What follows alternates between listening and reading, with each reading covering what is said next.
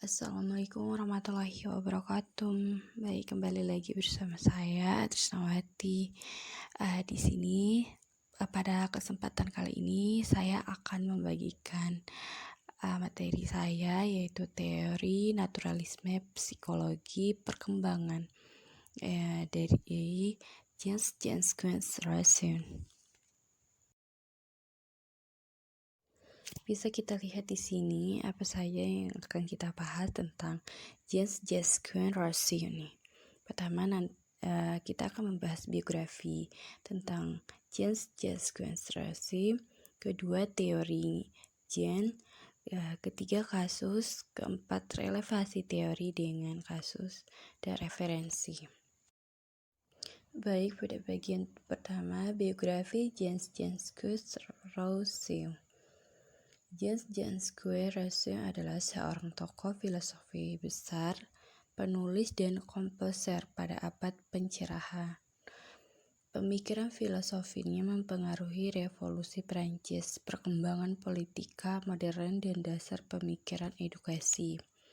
James Rosen lahir 28 Juli 1712, Jenewa di Swiss. Dia memiliki karya novel Emily atau On Education. Ia dimasukkan sebagai pahlawan nasional di Pontoise, Paris pada tahun 1794, 16 setelah kematiannya. Dia meninggal pada tanggal 2 Juli 1778. Baik, pada bagian kedua, teori James Rosen. Pada poin pertama, masa bayi atau infancy pada usia baru lahir sampai 2 tahun. Menurut James Rosen, usia antara baru lahir sampai 2 tahun adalah masa perkembangan fisik. Kecepatan pertumbuhan fisik lebih dominan dibandingkan perkembangan aspek lain, sehingga anak disebut sebagai binatang yang sehat. 2. Masa anak atau childhood, usia 2-12 tahun. Masa antara 2-12 tahun disebut masa perkembangan sebagai manusia primitif, kecuali masih terjadi pertumbuhan fisik secara pesat.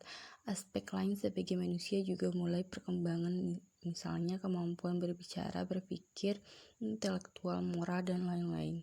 3. Masa remaja awal atau pubertas, usia 12-15 tahun. Masa usia 12-15 tahun disebut masa remaja awal atau pubertas, ditandai dengan perkembangan pesat intelektual dan kemampuan menalar, juga disebut masa berpetualang. 4. Masa remaja atau adolescence, usia 15-25 tahun. Usia 15-25 tahun disebut masa remaja atau adolescence. Pada masa ini terjadi perkembangan pesat aspek seksual, sosial, moral, dan nurani.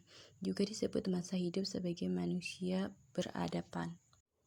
Baik, pada bagian ketiga yaitu kasus.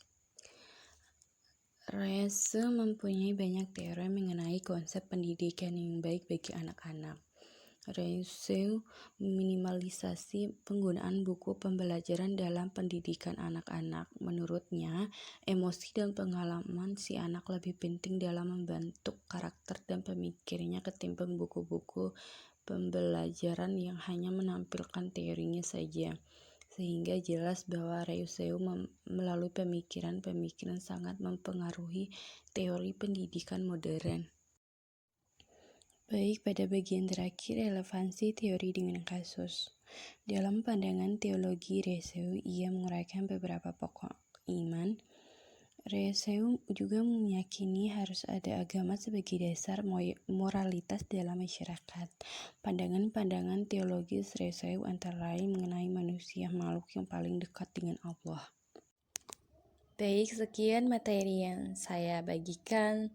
Dalam kesempatan kali ini mohon maaf atas kelebihan dan kekurangannya, mohon dimaafkan. Billahi fisabilil haq, fastabiqul khairat.